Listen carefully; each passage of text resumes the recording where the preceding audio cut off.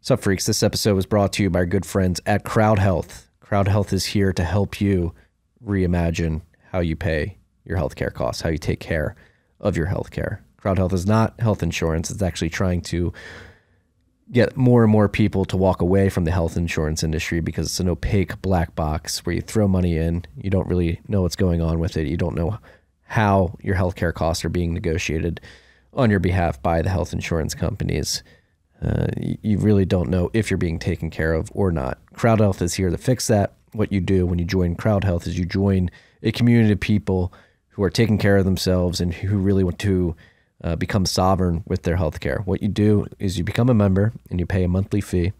That fee goes to a dedicated health account, a bank account that you control, that you have visibility into, that you can always take with you at the end of the day if you decide to move away from Crowd Health. You pay that monthly subscription fee, and then if you ever have a health event, you bring your healthcare bill to the Crowd Health team. They go to the doctor, negotiate your health expense down to a lower price because they actually work on your behalf as opposed to the insurance companies. And then you pay the first $500 of your healthcare cost, and then it goes out to the Crowd Health community, and your bill is crowdsourced. To date, they've had 100% of their healthcare bills paid, and it's a beautiful thing. They're also adding a Bitcoin component where a portion of your monthly subscription fee will get put into Bitcoin, so you have your fiat dollars alongside your Bitcoin account. Again, you have access to both at the end of the day if you ever want to walk away from it. But again, it helps you lower your healthcare costs because they're there to negotiate on your behalf. It's a much more personal experience instead of calling a 1-800 number. When you become a Crowd Health member, you have a dedicated health advocate who is the same person throughout your time with Crowd Health, who's going to walk you through everything you need to do and make sure that you're getting the best care that you can get that you can possibly get. Go to joincrowdhealth.com/TFTC. The first 1,000 members of the Bitcoin community are going to get, using the code TFTC, are going to get $99 a month for the first 6 months of their healthcare, of their Crowd Health cost. So go check this out. Me and my family, we use Crowd Health. We've decided to opt out of the traditional health insurance industry. Again, it's very opaque. Feel like it doesn't really take care of us. So come join us in the Crowd Health community. Use the code TFTC.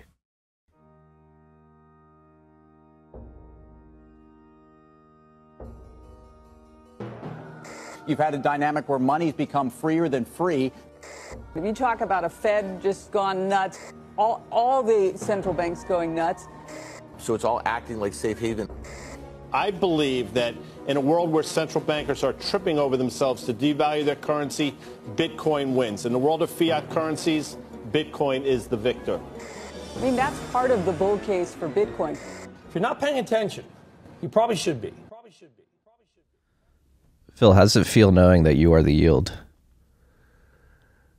I don't think I've ever experienced a brand collapse faster than the word yield. Like every time I hear yield at this point, I just shudder. It's even at this point, it's worse for me than crypto. Oh, I don't know about that. Really? I think they're synonymous. Yeah. I think in a lot of ways they share, they come from the same place, which is you are the yield. You are the yield. The yield does not just magically appear, freaks. You are the yield, and we're finding out in real time over the last week and a half, or really the last week. I mean, when did you reach out to me? Sunday? No, it was Monday. 2 days ago. And we sit here, so it's Wednesday, November 16th, I believe. Obviously, we had FTX go down last week. BlockFi went down with them. And this morning, Genesis came out and said, hey, we're going to halt withdrawals on their yield product specifically, right? That's right. But that's how it starts, right? Yes. Oh, the yield product. You can still withdraw, and other products are just fine. Just pausing the withdrawals on the yield products. Gemini came out, hey, we're good. We're pausing withdrawals on our yield product. Rest of the business is fine. Genesis had a lot of partners working with Genesis on their yield program. And I don't know, guys. I don't know, freaks.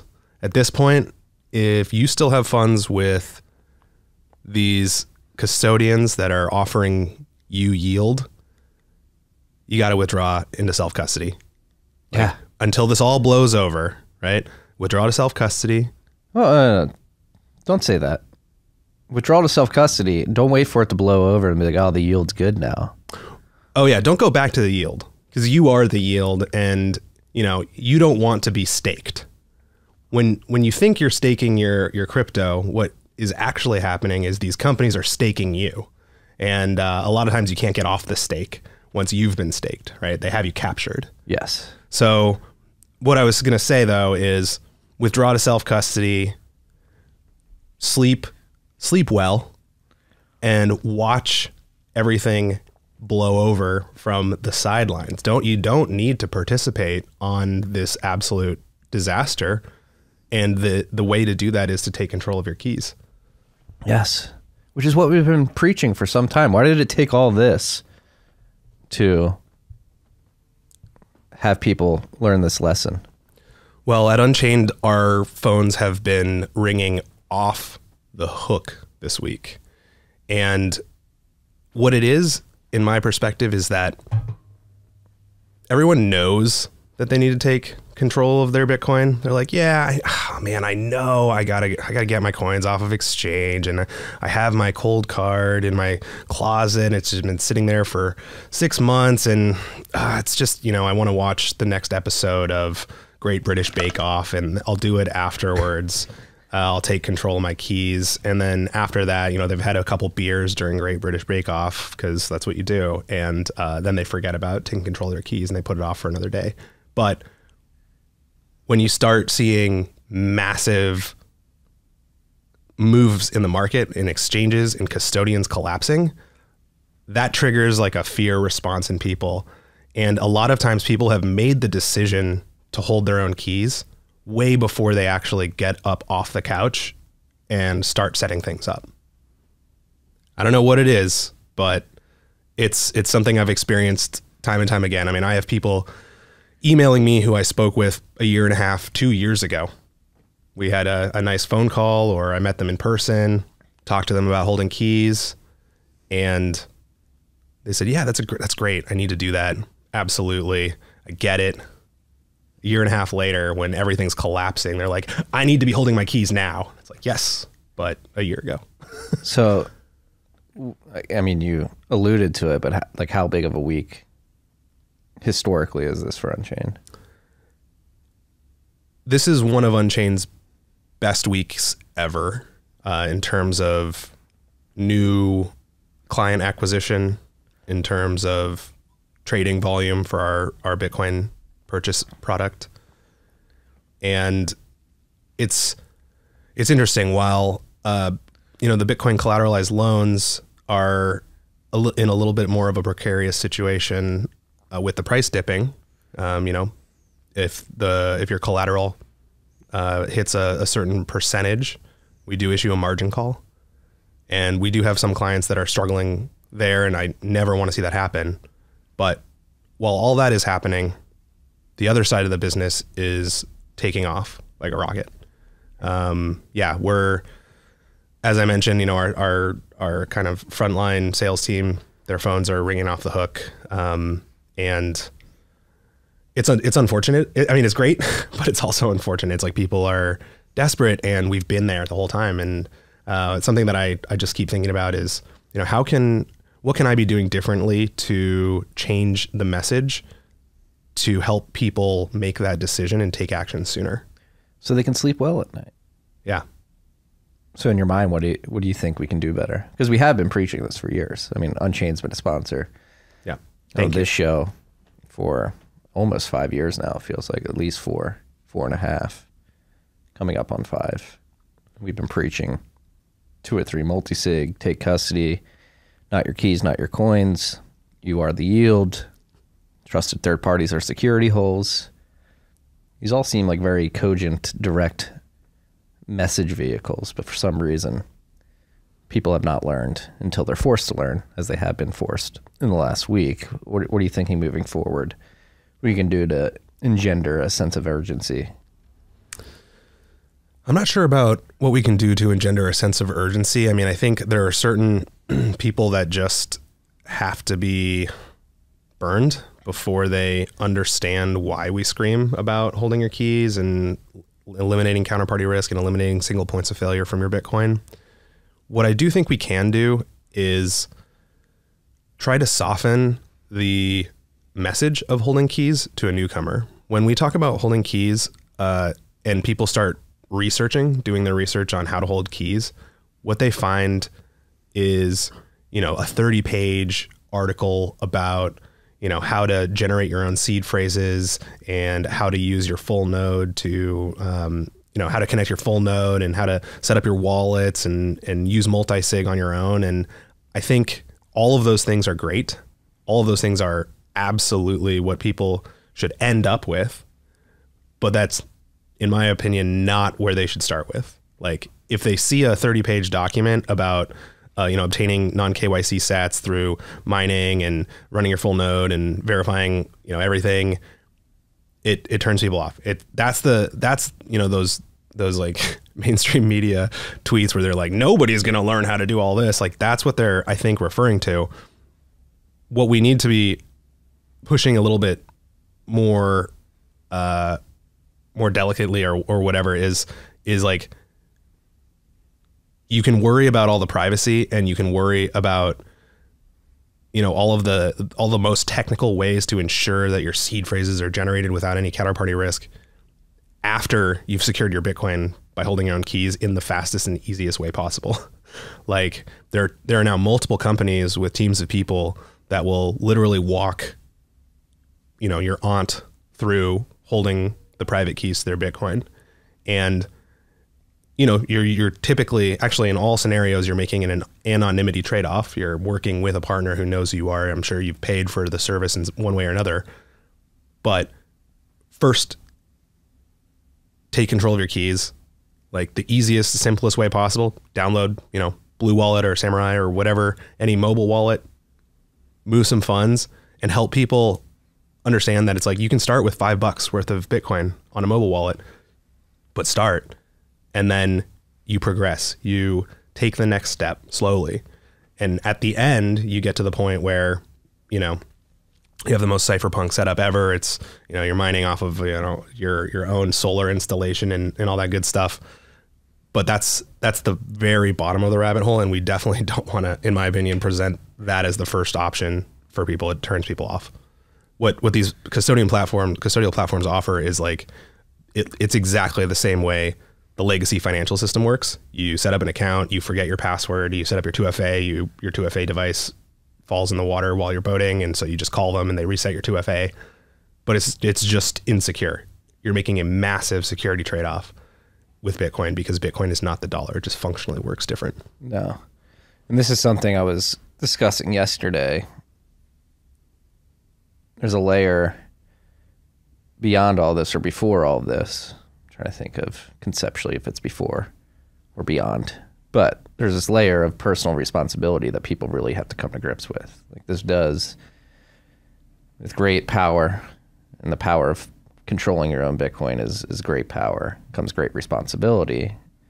That's something I was saying yesterday. We live in a day and age where personal responsibility is not as high on the priority list as maybe it should be. And Bitcoin, particularly holding your own keys and controlling your own Bitcoin, really demands somebody taking personal responsibility over their money. And I'm beginning to think maybe we have to start the narrative there where, hey, this is very important. You have to be personally responsible for this. And how do we get that message through of with great power comes great responsibility, and you have to take that responsibility, and it's worth it. Potentially. I think what people don't realize is they are making a decision to go with a service that is lower security by not learning how to hold your keys. Yeah, like, being irresponsible. Yeah. But you're actively making a decision. You're not just like, oh, I'll learn how to do this later. You're saying, I'm comfortable today with a categorically worse form of security for my Bitcoin. when you're working with one of these exchanges or custodians, what is securing your Bitcoin is not how they're holding their keys, which, you know, it's an aspect of it. It's primarily your email login password. Do you have 2FA set up for your email? You know, if your email gets broken into, someone has all the tools they need to socially engineer your custodian to steal your Bitcoin. They have your email address. They can start communicating with the account team at XYZ Custodian. The account team, you know, will ask some verifying questions. I'm sure you can dig up all your, you know, identification stuff from when you've emailed other services in the past with your ID or passport or whatever. And they'll reset your 2FA and then your funds are gone, right? So it's not even how the custodian holds the keys, which, you know, is important, but what people don't recognize is the most common way that people lose Bitcoin with a custodian is just getting their account logged into and hacked. So all of that is connected to the internet 24/7, 365, 2FA and a password for your email login or your custodial account login is significantly weaker than a private key.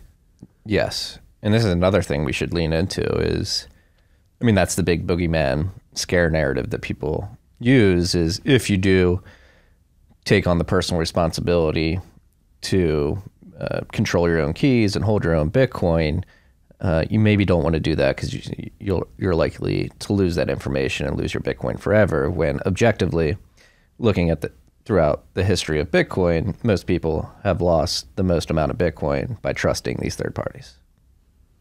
I think that's the most people have lost Bitcoin through trusting these third parties, most number of people. I don't know if it's the highest number of Bitcoin because there was a lot. Yeah, the guy Bitcoin. like lost his hard drive in the, the most number of people have lost Bitcoin via these third party services. I think that's correct. I don't think people recognize. So another thing that is just kind of fascinating about Bitcoin is, especially if you're newer, you think, oh, well, everyone's using these exchanges. Everybody's got, you know, everyone's using a custodian. They're not learning how to hold their own keys. That's crazy. That's, you know, too technical for me. Something like 80 or 75% of all of the Bitcoin that exists is currently under the control of private keys, not at an exchange. And especially after the last couple of weeks, I think something like 200,000 Bitcoin left exchanges. So exchanges are probably left with maybe 2 million Bitcoin in total.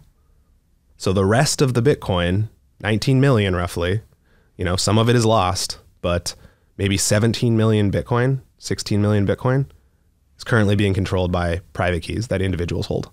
Bullish. That's super bullish. And, you know, if you look at on-chain data, those people are just cruising. They're not selling their Bitcoin. They're not moving it right now.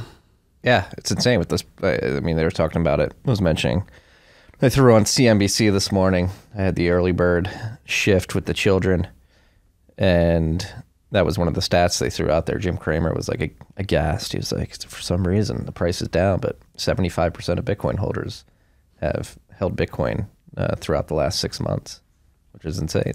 We have Jim Cramer referencing the HODL waves. Yes. That's bullish as fuck. No, it's hilarious that it dumbfounds these people. Yeah. Because that's the other thing with this whole, the events of the last week is the blow up of FTX and the contagion that it has unleashed really leaves a shit stain, obviously, on the crypto industry, but it drags Bitcoin down with it. And these people are dumbfounded because they're like, how could these Bitcoiners see everything that's going on and remain calm? And the public or the talking heads don't understand that many Bitcoiners, once they understand Bitcoin, understand that there's a clear distinction between Bitcoin and crypto. And if you're doing things the right way, you're going to be okay. Definitely. And it's so interesting to me that, and it's because I've been in Bitcoin for long enough at this point where like crypto just looks like such a train wreck to me. But I think to the general public, crypto is actually a lot more familiar.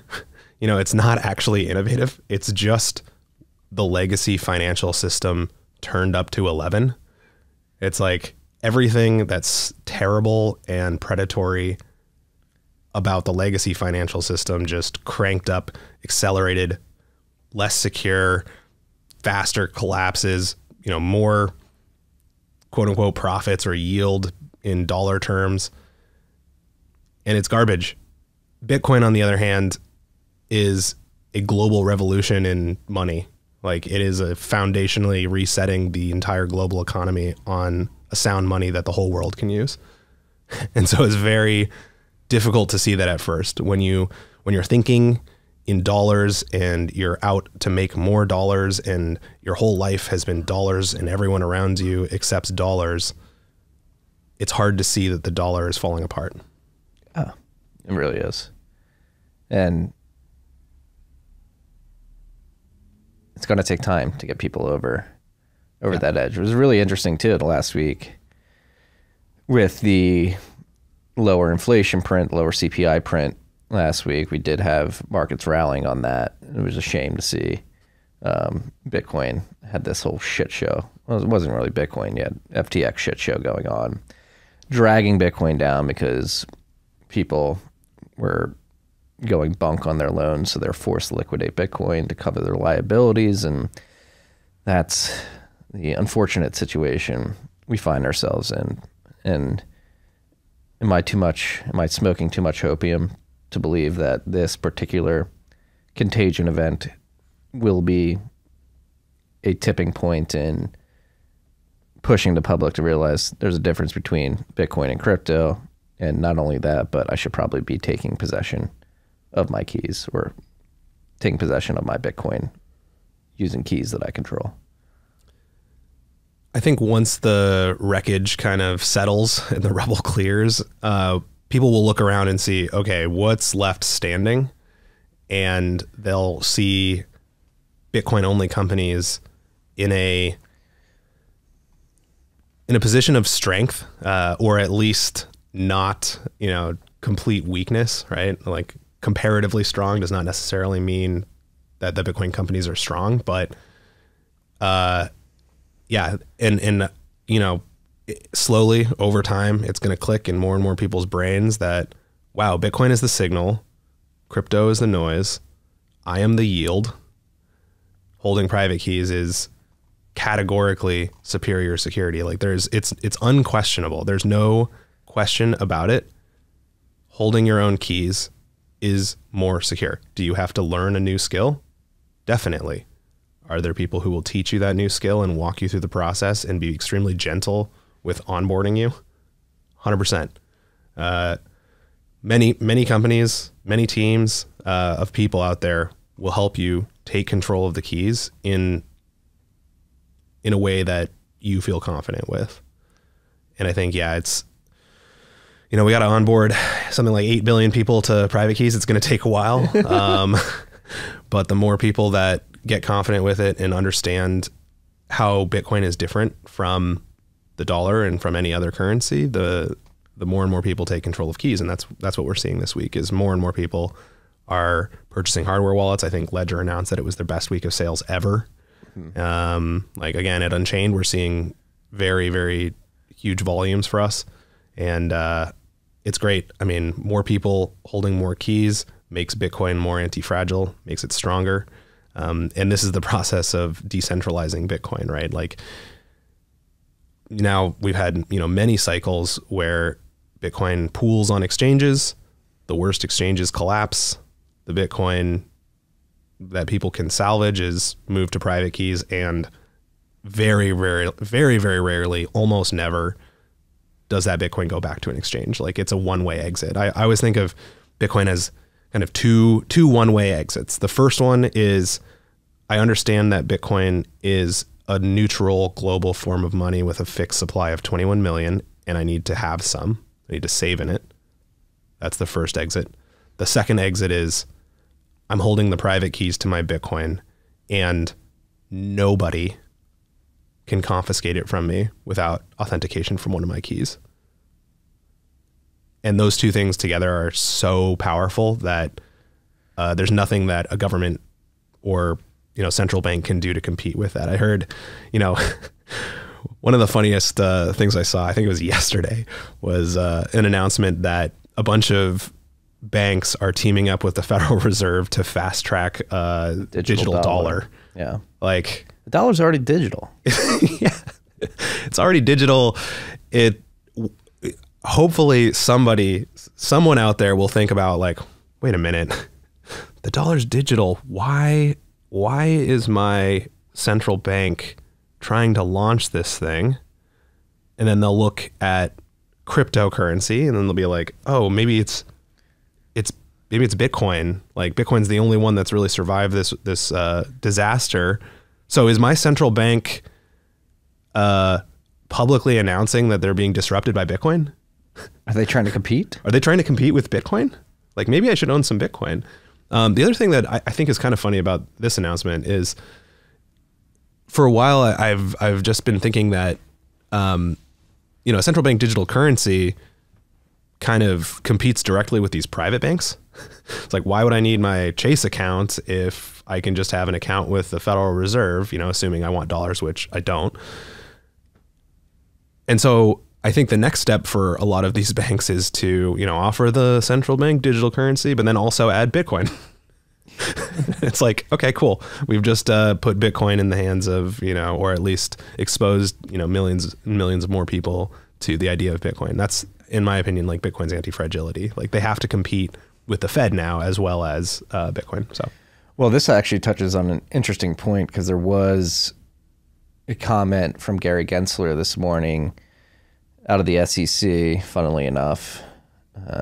One can argue that he was complicit in this FTX debacle, but he came out this morning and said, all right, moving forward, like we need to begin creating guidelines to clearly delineate, to distinguish between what the CFTC handles and what the SEC handles. And I think it was a veiled foreshadowing of like boxing out native cryptocurrency companies from providing their services of buy, sell, custody Bitcoin in favor of the big banks who they would deem to be better fiduciaries. And I think moving forward, we really have to lean into this, where the regulatory backlash that could be coming our way after this FTX blow up could be completely counterproductive, because if this FTX blow up taught us anything, it's that people should be holding their keys and not trusting third parties, whether it be FTX or JP Morgan. And that's what I worry about, is the regulatory backlash is going to be like, no, you can only use it with these trusted institutions, when it should really be, all right, we need to educate people how to take control of their Bitcoin and custody it themselves. Some people are going to try their very, very hardest to lose their Bitcoin. And I don't know how to help those people, but what I am noticing is that the scale of all of these collapses is just increasing. And so I think you're right. I think the next level, so the government's looking at this like, oh man, these unregulated crypto exchanges and custodians, they're not secure. We need to have our private banks become custodians to protect the consumers. But the exact same thing is going to happen with them too. Like you can't, it's not in my perspective, a long-term viable business model to hold Bitcoin on behalf of other people. You're a single point of failure for a pool of Bitcoin, which is the most valuable money in the entire history of humanity. And there are native properties of this money that allow you to eliminate any single point of failure or all single points of failure. So there's no need for anyone to have their Bitcoin be at risk of loss from one company. It's just not, it's not something that you have to put up with anymore. Yeah. So for any of the new freaks that are here, let's dive into that. What about Bitcoin's native properties create this environment in which you can eliminate these single points of failure? I like to start with just this simple statement that all Bitcoin live in Bitcoin addresses that are tracked by the blockchain, which is a database of all Bitcoin transactions since the beginning of Bitcoin. each Bitcoin address is constructed and controlled by something known as a private key. Now, a private key can live on a piece of hardware, like a hardware wallet, signing device. A private key can live on software, so on your mobile wallet. The private key shares what's known as a public key with software to build your Bitcoin address. So an address is actually kind of it's a public key taken and manipulated and turned into a Bitcoin address. The private key, it allows you to move the Bitcoin out of the address. So the private key is used to kind of construct the address and move the Bitcoin out of the address. Now, you can build Bitcoin addresses from one public key, or you can build them from many public keys. If you build a Bitcoin address from multiple public keys, that's called a multi-signature address. So for example, the most common I would say is a 2 of 3 multisig. 3 keys are used to construct a given address, and any 2 of those keys are required in order to spend Bitcoin from that address. So for anybody who's new to Bitcoin, who may be coming in after I went on the Glenn Beck show yesterday, I went on the Barstool show yesterday, another way to view these public addresses are individual safety deposit boxes associated with your private keys. I like to use the metaphor treasure chest. Yes. Yeah, there's a treasure chest where your Bitcoin live, and you can have one lock on your treasure chest, and I consider a lock like a public key. You can use one public key to build an address.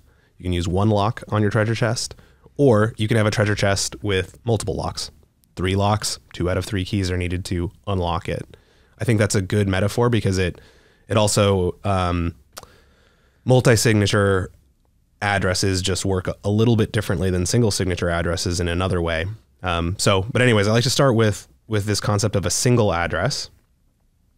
And then when I think about a Bitcoin wallet is really a series of addresses that are controlled by the same kind of master private key. And I think of the master private key as my seed phrase, my 12 or 24 word seed phrase. So a seed phrase can control a wallet of Bitcoin, which is, again, a series of Bitcoin addresses that are all constructed from that single seed phrase or from multiple seed phrases. So what a wallet is not is a device, a hardware wallet. I don't think that's a very good term for what a hardware wallet does. I think they're more of like key managers. A wallet is not the software that you run. So I don't view Sparrow or Electrum or Unchained as the wallet. I view the wallet as the collection of Bitcoin addresses that are tracked by the Bitcoin blockchain that you control.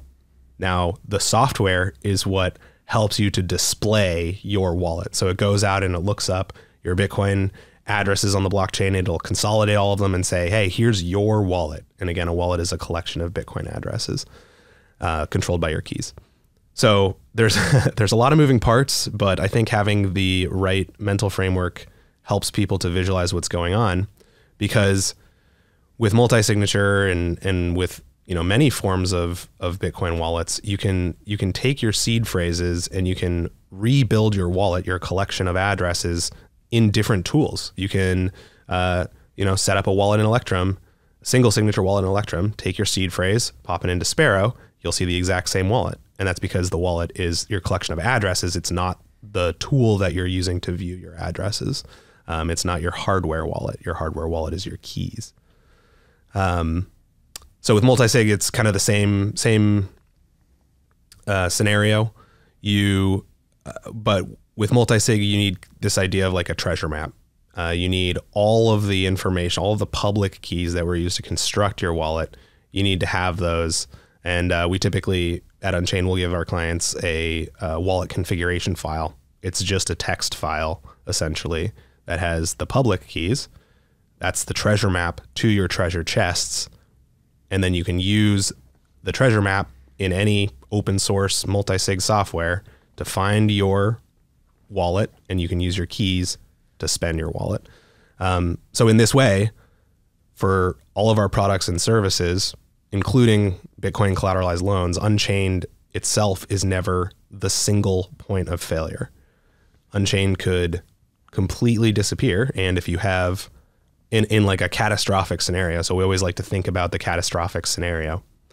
As long as you have your wallet file, your treasure map, and you have enough of the keys, you can find your wallet in open source software. We published our own Caravan. Sparrow is a great alternative. Electrum can be used. You can find your vault. You can find your collateralized Bitcoin, and then you would just need to gather signatures from key holders, and you could spend your Bitcoin. So it's funny, we had a lot of folks calling in when they heard the FTX news saying, okay, and a lot of let's just call them crypto influencers, calling out, oh, I heard rumors about Unchained. Yes. And yeah, like if they're very technically illiterate, because the whole way that we've designed our product, our platform, and our company is that we are not single points of failure for our clients' Bitcoin as long as they have followed the instructions and set up their vault correctly, which we will, walk them through that as well. So we empower our clients with all the tools that they need to never have to rely on Unchained. And then we are their financial partner. You can buy Bitcoin from us. You can hold the keys to your retirement Bitcoin in an IRA. You can take out a loan, use our business accounts, right? But at no point in time are we going to, we don't have the ability to lose or spend your Bitcoin without authentication from one of your keys. And this is where the signal is, and why I've been proud to have Unchained as a sponsor of this show and the newsletter and Rabbit Hole Recap for so many years, and why I'm very confident in supporting you guys. Again, the signal is here, because when you talk about the world of crypto and they're like, we're revolutionizing finance and we're doing that via DeFi and decentralized exchanges, and we're creating this token bartering ecosystem where you'll have all these utility tokens, that's the noise. The signal here is, if we are truly going to reconstruct a new monetary and financial system using Bitcoin, it's going to be built on these multisig quorums between many institutions and individuals. Yeah, the irony about all of this is, while Unchained is a company, right? We're a financial services company. Our products are significantly more decentralized than any of DeFi, because all of DeFi is based off of these absolutely unnecessary tokens. So launched by a team, right? So that's the single point of failure. It's like whoever has the key is the single point of failure in all of DeFi. And there's many single points of failure. Like it's counterparty risk on top of counterparty risk on top of counterparty risk. And then just insane rehypothecation. Everybody is just trying to earn yield. And again, it all comes back to this. You are the yield. Yeah. Like, it's still like absolutely shocking to me that the whole like Ethereum staking contract where you just deposit your Bitcoin and then, or your ETH or whatever, and you can't withdraw it, and they scrubbed their website for when they're going to be able to draw it. It's coming in 6 months. Oh, it's coming in 6 to 12 months. Yeah. Oh, we have no idea. Yeah, I mean, that's what you get when you buy shares of the Ethereum company. Yes.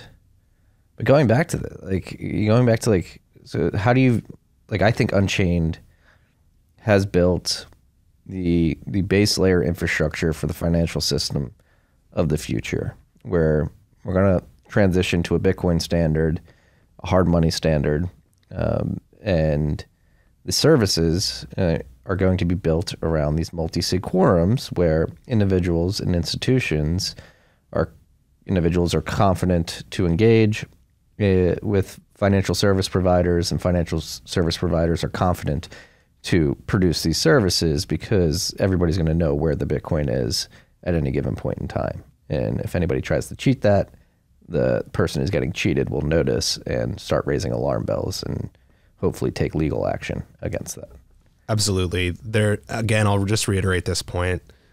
In Bitcoin, there is absolutely zero need for any single company or entity to be a single point of failure for the funds, for client funds. Like, it is not a requirement for how Bitcoin works. Bitcoin works in ways that allow you to eliminate single points of failure by distributing keys. The other thing I'll mention is what your statement reminded me of is this concept of proof of reserves. And It's hot right now. I hate that concept. You cannot, you're trusting another company to show you their reserves. The only way that you can prove the reserves of your Bitcoin is by confirming that you have the keys to your Bitcoin address by using your hardware wallet to check your address on the device, and then to use your full node to look up your address or your wallet balance and confirm that it has received real Bitcoin. That is the only way to prove your own reserves of Bitcoin.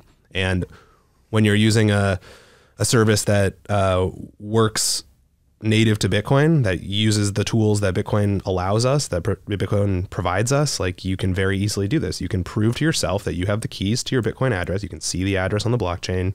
Your device will tell you, yep, I'm one of M keys to this address. And then you can use your full node and you can go look up your address and make sure that that address has real Bitcoin in it.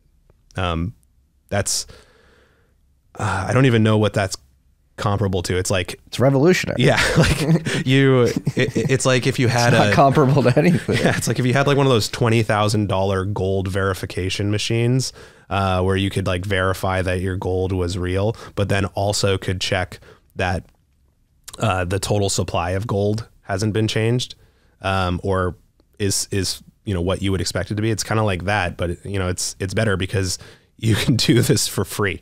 Like, this isn't rocket science. One of the other things, it's like, man, this year has been insane, dude. But like, thinking about the Craig Wright trial, like, all the guy has to do is sign a message. You're Craig Wright. You signed a message saying that you were Craig Wright. I did sign a message saying that Phil Geiger is Craig Wright, but that was to demonstrate how easy it is to sign a message using your keys. It's like, you can do it on completely free software. You can generate a seed phrase for free. You can use free software to sign messages. If you have the keys to the Bitcoin, it's trivial to sign a message saying that this is my Bitcoin. And then you've proven cryptographically that you control the Bitcoin. Yeah. So it's, all these ideas, they sound very intimidating, I think, to a lot of people, but the user experience of a lot of these tools has gotten so good over the past few years that you sit down, you download Sparrow Wallet, it takes 5 minutes to set up. You have, you generate a seed phrase, you write it down, or you buy a hardware wallet, you buy a Cold Card or Trezor or Ledger or, any of the other awesome hardware wallets out there. Like, they really focus on user experience and they make it pretty easy. It's like, can you write down a grocery list on a piece of paper? Can you not lose that grocery list? Great. You can hold the keys to your Bitcoin. Yeah. You're going to be fine. Yeah. It's not that hard. But and this is a good segue into something I want to touch on, which is like the biggest knock is like my tech illiterate aunt or your average Joe is not going to be able to do this. It's simply too daunting. But you've seen from firsthand experience that this, is it the case? It's not the case that your aunt can't. Sorry, this is a double negative. It's your aunt's going to be able to hold the keys to her Bitcoin. My team at Unchained is the concierge onboarding team. I founded it and set it up because I realized that there isn't just an educational gap when it comes to Bitcoin. It's like an educational chasm. It's massive. Like, people just need a guide to shepherd them through the process. We can put out, and we have at Unchained, and really just the open source community has put out, amazing educational guides that will walk someone through step by step and do it in a very secure way. And regardless of all the, step-by-step free guides we put out, people still just want to hop on a call with somebody trustworthy, and walk them through it. And so that's what my team does, is we will ship out hardware wallets. We ship out Trezors to our clients. We walk them through setting up Trezors, writing down their seed phrases. Of course, Unchained never sees any of the seed phrases. Then we help them on our platform construct the multi-signature vault, which again just involves connecting your hardware wallets, sharing extended public keys. So those locks that I was talking about earlier, you share the locks to your treasure chest from your devices. And then we combine those locks with our lock, with Unchained's lock, to form these Bitcoin addresses that are protected by 3 keys. And, you know, we'll even help folks move Bitcoin from exchanges or from single signature wallets. So we've helped folks recover Bitcoin from old kind of mobile wallets that went under or disappeared. We have a really strong technical team, and we're there for you on an ongoing basis too. So if you ever get stuck in a situation where you've lost an element, a key element, you have us to reach out to. You can hop on a call with us, and we will, you know, help you recover your Bitcoin. And I think that's the other thing about our approach is many people will say multisig is too complicated. It's not the right place to start for a newcomer, but I would argue very adamantly the opposite. And in particular, in this collaborative custody model, I think it's the simplest way to deliver superior security for newcomers. You set up 2 hardware wallets, you build your vault. The individuals have 4 physical items to protect, 2 devices, 2 seed phrases.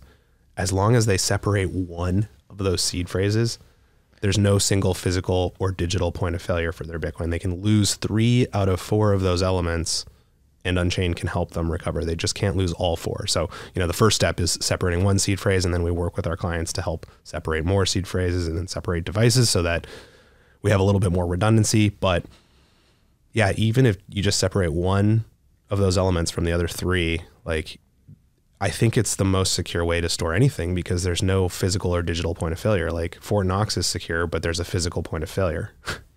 Yeah. It's like there's one Fort Knox, and if you bomb it, you know, you can get access to it. And then even before you bomb it, you can't audit it. Yeah. Or you can't audit your Bitcoin.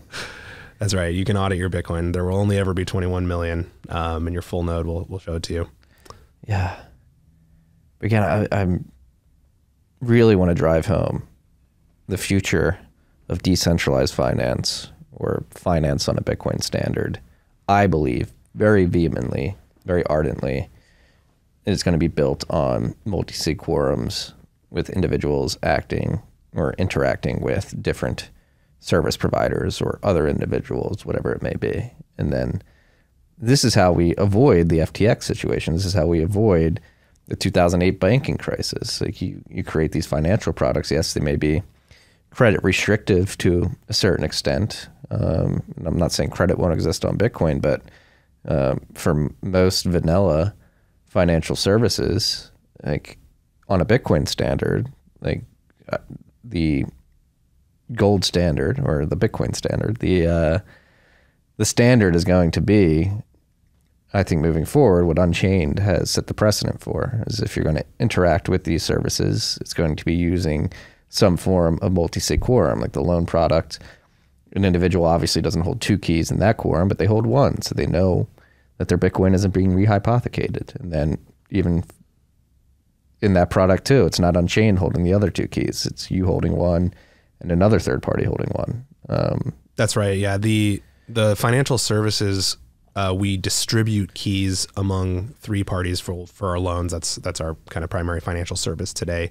Outside of our retirement, our IRA, which is where you get to hold the keys to your retirement Bitcoin. But for the Bitcoin collateralized loans, yeah, the keys are distributed among 3 parties, and 2 out of 3 parties have to collaborate to move the Bitcoin. And maybe most importantly, that's probably the most important, but secondarily and very important as well is the title of the Bitcoin still remains titled to the client. So, you know, it's not, you haven't become an unsecured creditor of Unchained by taking an Unchained loan. Like we put your collateral into a Bitcoin address. It cannot be rehypothecated based on the cryptography that secures the Bitcoin protocol. Well, technically it can if you and Kingdom Trust did, but if you and Kingdom Trust did collude to take the Bitcoin for whatever reason, which would ruin your reputation immediately, that would be a felony. That 2 companies colluding to commit a felony. Yeah. Yeah, exactly. So I guess, okay, the Bitcoin can be lost, but there is still no single point of failure. Like, it always requires multiple actors doing something nefarious. Yeah, no, the reason I brought that up is because I had people tweeting at me like, well, Kingdom Trust and Unchained can collude to take your Bitcoin. I'm like, yeah, well, if they do that, it's a felony. Yeah, the other thing that it's so, I've mentioned this a few times to people, but like, in the worst possible scenario you can possibly imagine, you're always going to lose your Bitcoin. But like, you have to be thinking about the likelihood of these things, and the likelihood that, yeah, two separate companies like Kingdom Trust is a, you know, we're like a small partner of theirs. They have an entire business outside of holding one key to our collateralized loans. Like, are they really going to put that at risk for your individual loan? And then also convince us, or vice versa, right? Like, two companies that have their own company's best interests at heart would have to flagrantly, they'd have to break the law. Like, you know, it's possible, but there's no scenario where you can consume financial services without some element of trust somewhere. Like, that's how financial services kind of work. Yeah, if you want a good or service, you need to trust that the person's going to deliver that on the back end. Exactly. So, yeah, I think there's no, so just to recap, like, you're using one of your keys to construct the address. You can confirm the address on your device. You can confirm the address balance on your full node. The keys are distributed among three parties. The title of the Bitcoin remains titled to you, and multiple companies would have to commit felonies to take your Bitcoin. Yeah. And we're not like forcing people to take loans. Like, loans are one of our product.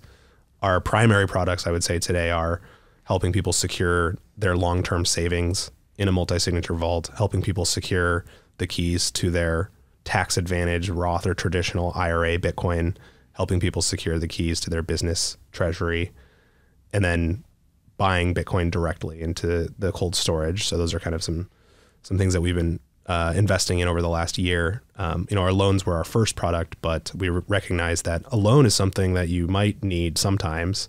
Everyone always needs the strongest form of custody. Yes. And now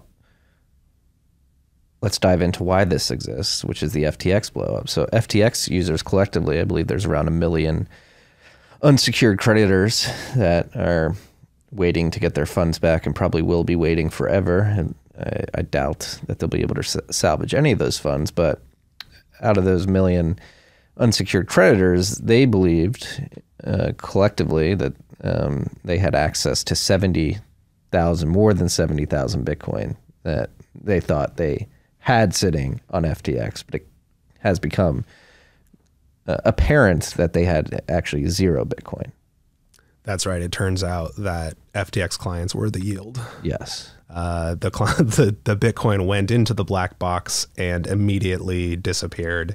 And yeah, I think I heard something like they have 1 Bitcoin or something, and they have 80,000 Bitcoin liability. I'm laughing. It's horrible for those people, and like, never want to see people losing their funds, or, you know, never want to see people committing fraud like this, because it's truly awful and like just negative sum, right? It's just destruction of capital and time and people's savings, and that's not something to be cheering on. But like, man, we've just seen it over and over and over and over and over again. Like, it's all so avoidable, and it's kind of exhausting, right? It's like, yeah, of course FTX is going to blow up. Like, maybe just to be clear, like, I believe that all centralized custodians will follow the same fate, because it's not a sustainable business model. It's not secure to have a single point of failure for a pool of client Bitcoin. I would agree. I mean, the temptation to rehypothecate is too high, especially if you have VC-backed companies, publicly traded companies, and they're getting pressured by their capital backers or their shareholders in the public markets to drive revenues. I mean, the lowest hanging fruit is like, all right, let's take this Bitcoin and lend it out on the back end to get some yield there. And what we've come to find year after year, cycle after cycle, is that those centralized third parties aren't really good at discerning who is a good counterparty in the loans that they're giving out with your Bitcoin.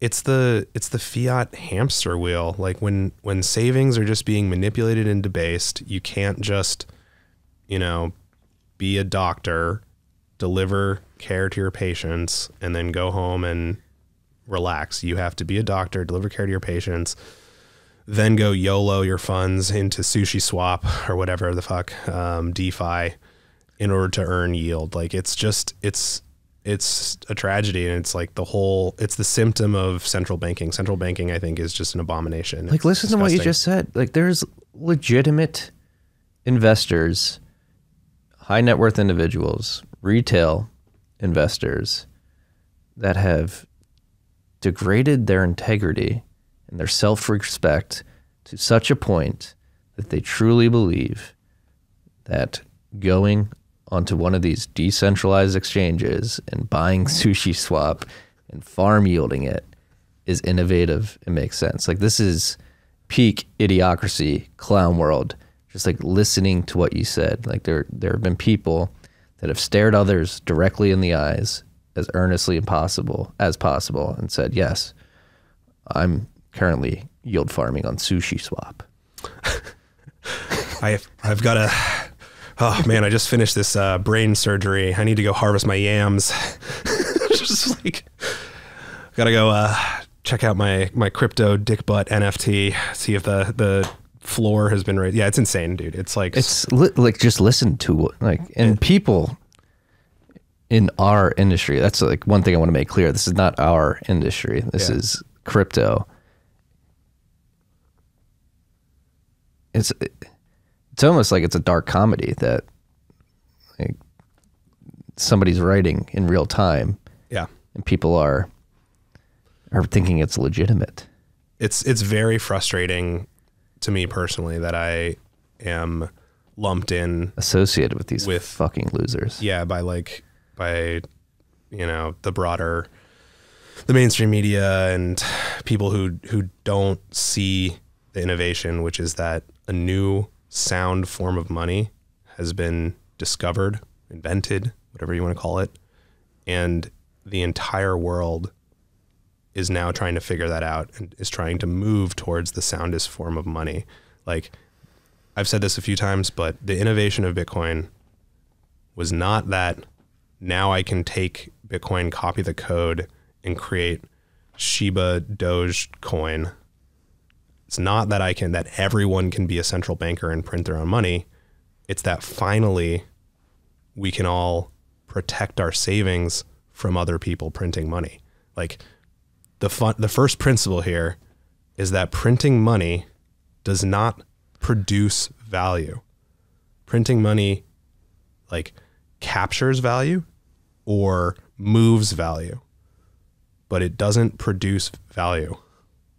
No. And that's like, going back to like the open source nature of this. I think that is the fatal flaw of your crypto enthusiasts, is they viewed Satoshi launching Bitcoin as an open source software project and said, oh, he wants us to fork this and create these other networks. He's allowing us to do that. He's encouraging us to do that, maybe, even if he's not, like, I'm encouraged to do this because I can do it. When the reality of the situation is Bitcoin is an open source software project so that people can be confident in it because they can audit the code themselves and read it. It's not open source because people just want it to be forked off and manipulated and spun up into a new network. It's open source so it can be auditable and people can have confidence that they're actually interacting with a consensus system with integrity. That's right. It's open source so that you can verify that your savings haven't been debased and that you, in fact, are no longer the yield. But people are so used to being the yield, like, and with the dollar, like, you are the Federal Reserve's yield. if you're saving in the dollar and you're playing in that system and you're trying to, get more dollars, you've been captured. You are their yield. With Bitcoin, you're free. Is it easy? Hell no. It takes a lot of personal responsibility. Yeah, like it's a very simple thing. Like, I think American Hodl said this one time, like holding Bitcoin is simple, but it is not easy. Like what you're opting into is freedom, right? But freedom isn't free. It's very painful for a long time. Like, and especially periods like this, the very, very bottom of the bear market, like people start going a little more deranged than usual. Things start collapsing. But Bitcoin leads the way. Like we've lost purchasing power, but we will gain back purchasing power significantly faster than, the broader financial system. And like, a ton of crypto exchanges and just cryptos in general are going to go to zero because printing money doesn't produce value. It's not valuable. No, it's negative. It's a negative because it perturbs opportunity cost. And when right. you perturb opportunity cost, you can't make viable economic decisions, which is a net negative for the potential value that could have been created had that not otherwise happened. Yeah, man, I just think about too, like Silicon Valley, like think about all of the wealth that has been dumped into these like VC backed crypto currencies and exchanges and stuff. It's like they're wrong from first principles, and yet they've just dumped an inordinate amount of other people's wealth into these things. Like, guys, printing money does not produce value. Like, a new token is completely unnecessary. It makes your project weak, which is what we saw with FTX. They printed their own token. It became a massive target for traders. Once the Alameda balance sheet was out in the open, CZ was like, oh, let's nuke it to zero. Like, yeah. So It took him 3 days. $30 billion to zero. 3 days. Yeah. Just an immense destruction of capital and a huge waste of time. Massive waste of time. And it's like all these VC companies should be absolutely ashamed of themselves. And yet they're, all the like articles about SBF coming out, like they're just, they're ramped up on dick pills or whatever. Like, yeah, they're just like, well, that's the one thing that actually gets me angry, because I do feel like we're in a race against time, and all this crypto bullshit is a massive distraction that is taking away from time and energy that could be dedicated to fortifying the Bitcoin network and educating people about how to properly use Bitcoin and secure Bitcoin. And yet we're forced to be distracted. Like, we should not have to be talking about FTX blowing up because they spun up FTT and Binance destroyed the value of that token. That's right. We should be talking about unique key quorums between different institutions to provide services to individuals, open source payments processing software that allows people to receive Bitcoin for their businesses, better wallet UX that allows people to handle their Bitcoin in a much easier and user-friendly way. Like, these are the things we should be focused on. As Bitcoiners, we certainly are, but all that money and attention that has been, and it's insane when, obviously we've dove into the numbers at 1031 just to try to highlight the misallocation of capital in the crypto space. Like, Bitcoin is the biggest network, has always been the biggest network from market cap, from users, from distribution perspective, yet the amount of capital that has been dedicated to Bitcoin infrastructure, Bitcoin only infrastructure, is a pittance compared to quote unquote crypto. Like, we're talking orders of magnitude more capital directed at these things that don't make sense from first principles compared to Bitcoin, which is structurally sound from a first principles perspective. I think a lot of it too is kind of comes back to living in the dollar world, like, in the hubris maybe that the dollar is the world's reserve currency and it'll always be the reserve currency, and my fund or whatever is like, our goal is to earn our LPs more dollars. And so crypto can look a little bit more attractive that way because it's not disruptive. It's more of this. It's the legacy financial system turned up to 11. And so it's not innovative, not disruptive. It's a way for the Cantillon insiders to earn those dollars. But what it does is it sets the U.S. back significantly. We have the ball right now. You know, we have the global reserve currency today, not for much longer.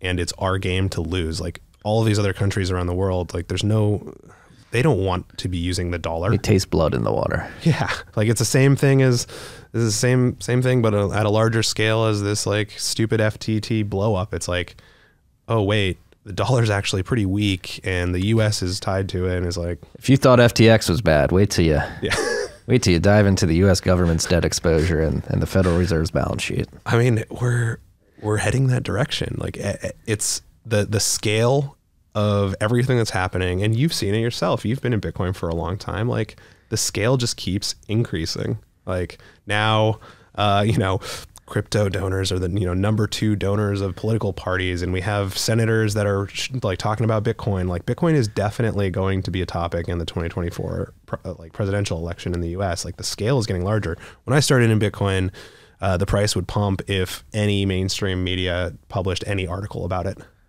Yeah.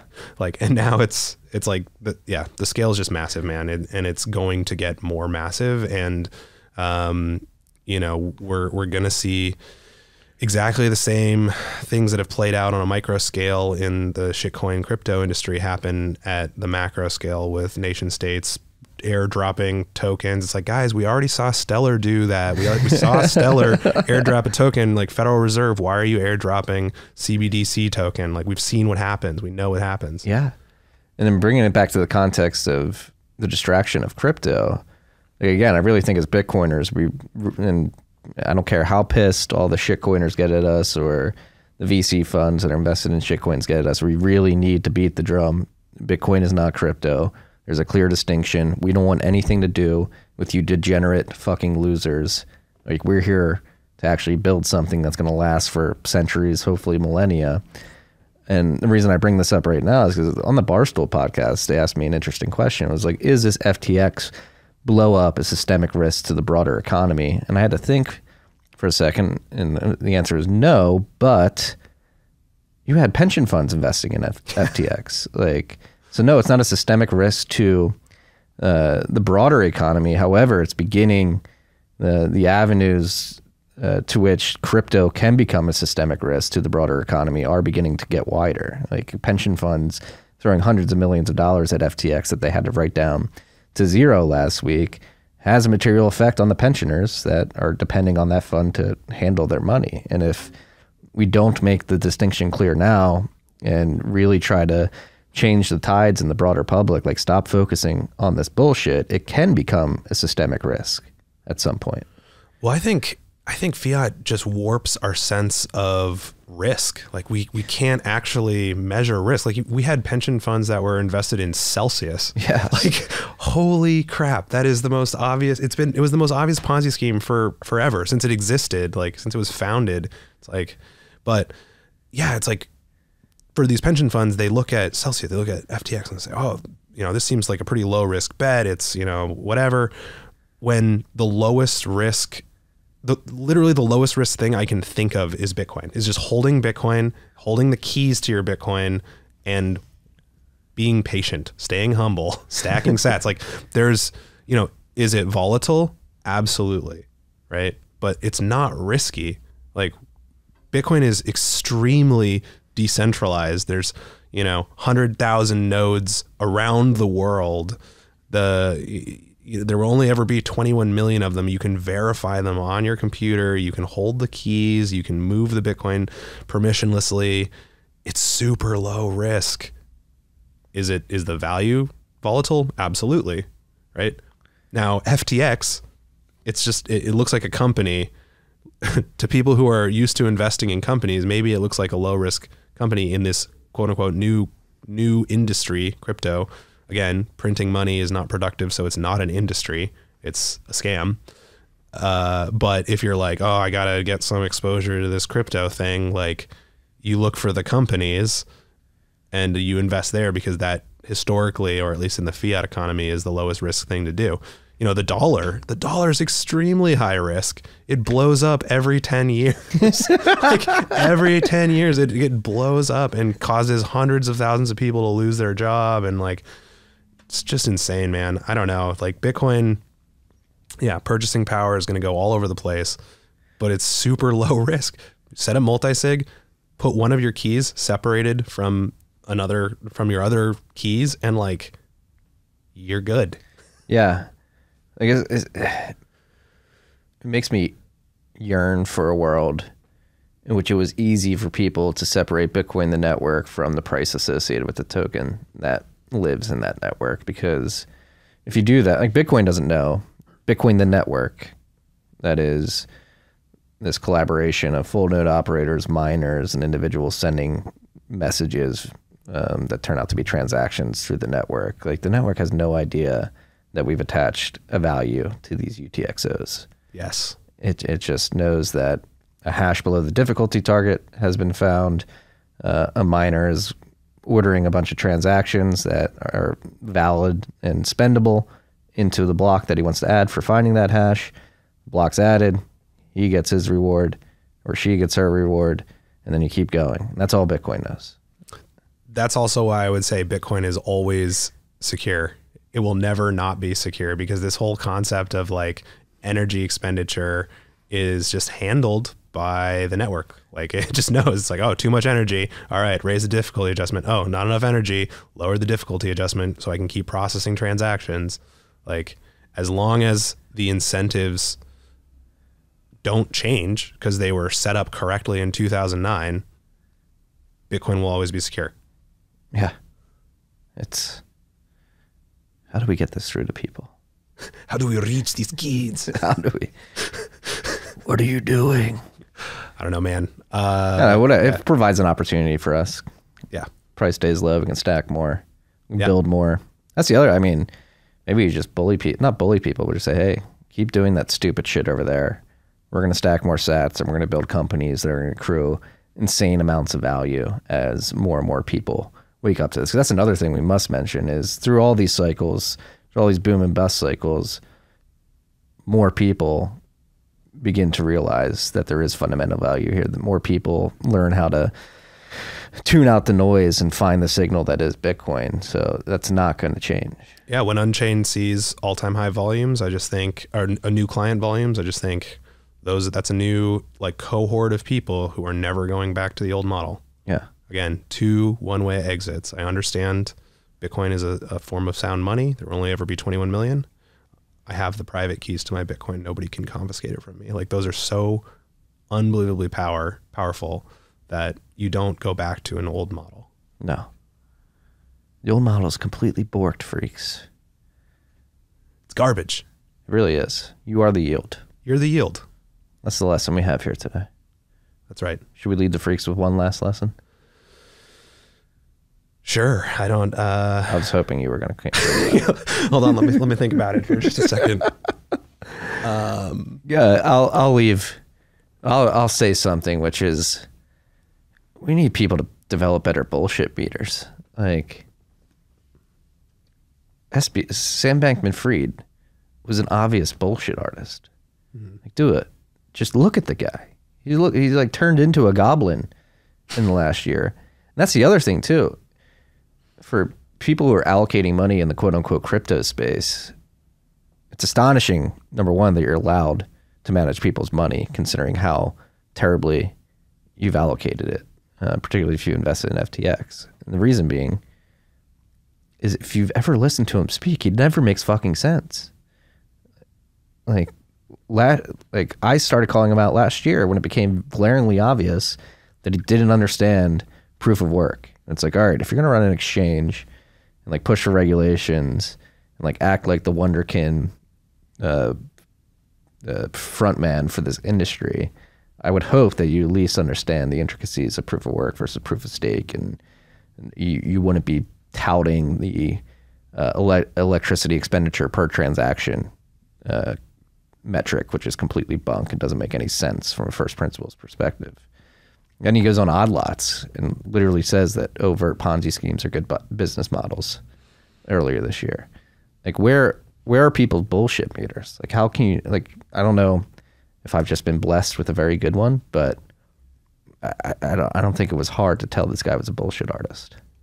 Yeah, the bullshit artists are so prominent still. I mean, I just think about Vitalik. It's the same thing. You listen to the guy speak and he just gibbers nonsense. Like when he was up on stage with Jimmy Song, like he wasn't saying anything. And Jimmy's like, you hard fork every 6 months, you're centralized. And he doesn't have a response to that. He tries to just go in a completely nonsensical direction. And it's the same thing. It's like, for some reason, it's the Elizabeth Holmes syndrome, or, I mean, she's kind of, you know, been a hot topic not recently, but in the last 10 years or whatever. It's the same thing. It's like, the strategy is always the same. It's wunderkind. It's like, oh, somebody who breaks the mold.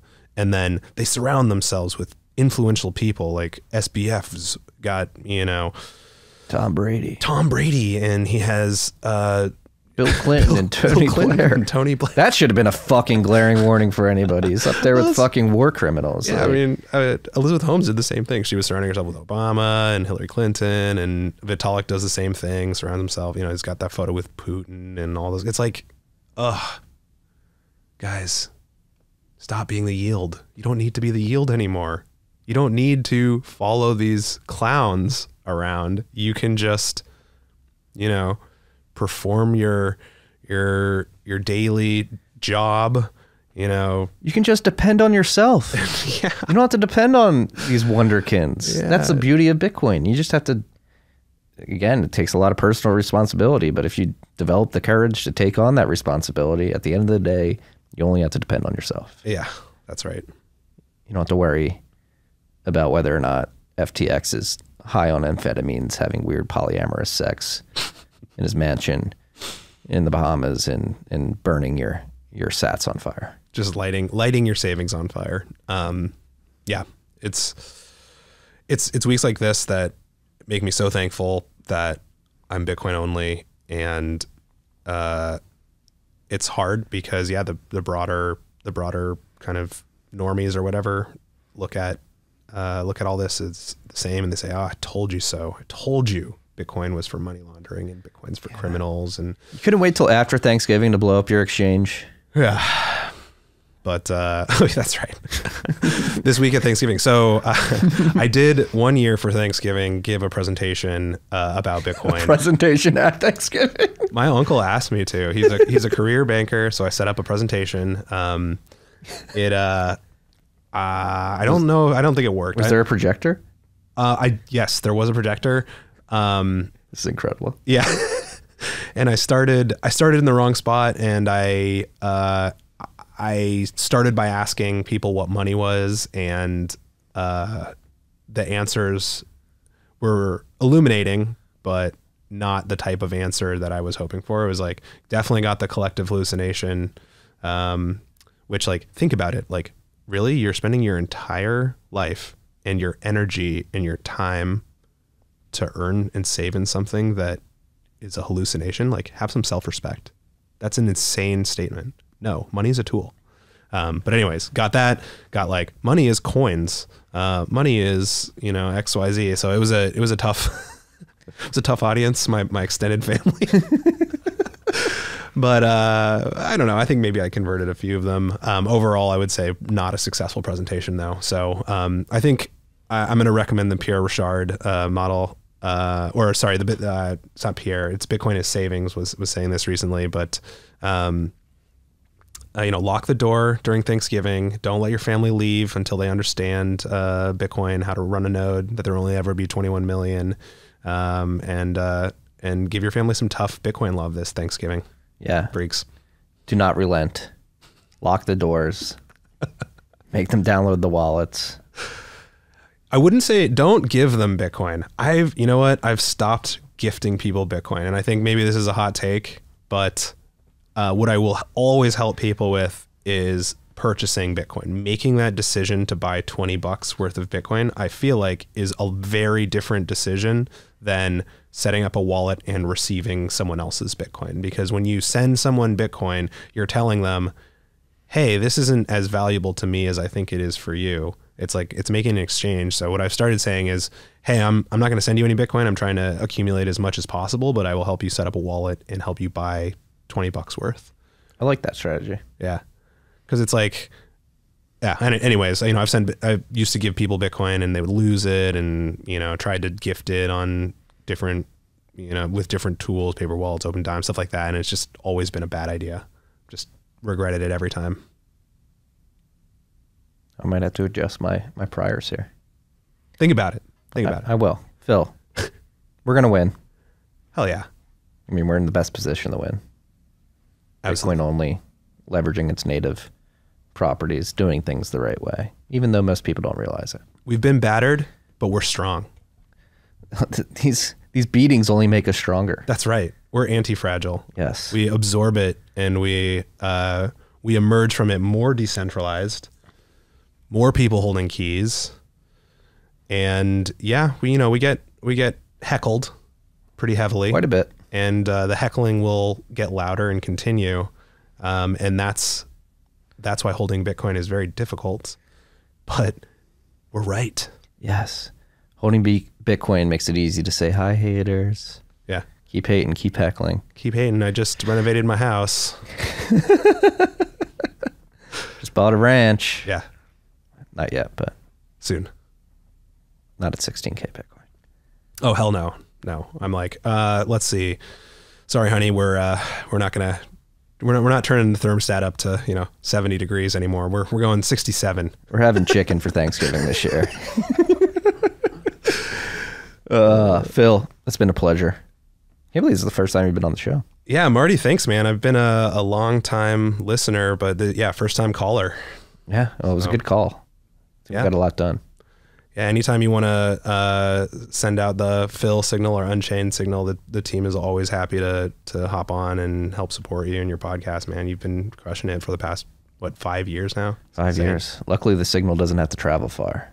Yeah. Probably yell from here and get somebody in here. That's right. Yeah.